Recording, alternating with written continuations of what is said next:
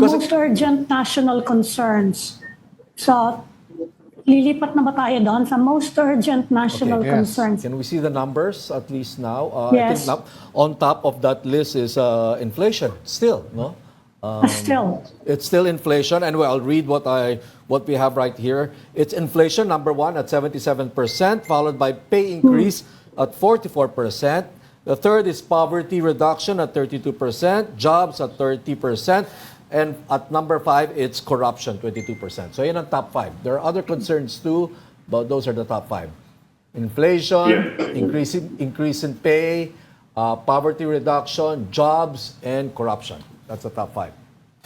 And I think if you look at the survey, Patrick, you can look at the administration rating with regard to these urgent concerns. They're all less than majority. And the disapproval, let's say, for the top concern, which is the high prices of basic commodities, is a significant majority. 3 out of 4 Filipinos disapprove of the administration's performance on controlling inflation.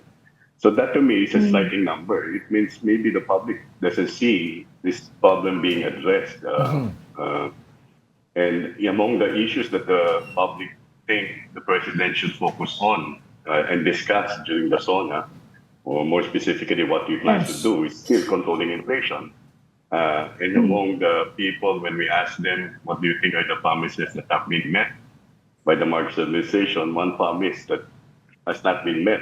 Only 4% are saying that the promise in terms of bringing down the price of rice has been met. 20% do not feel that there's any political promise during the campaign or during the proclamation inauguration speech that has been met by the current administration. Professor, itong survey na ito sa mga concerns ng mga mamamayan, meron bang significant na difference do sa mga previous similar survey na ginawa nyo? Kumbaga, institutional memory ay yan ba ay almost practically the same?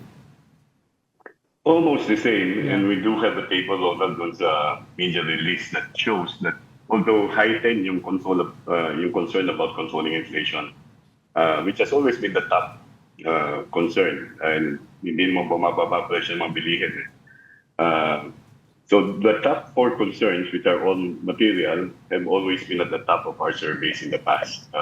You do have certain instances, for example, during the time of Pinoy, during the campaign fighting graft and corruption, in the earlier years, Pinoy's administration, fighting graft and corruption was a concern. So there's this expectation on the part of the public that when the president signals that this is an important issue, the public also feels that it's an urgent concern. Under Digong, it's the same thing. Fighting criminality became a more urgent issue. So you see that's, I think, very important to note that there's the signaling effect of the president.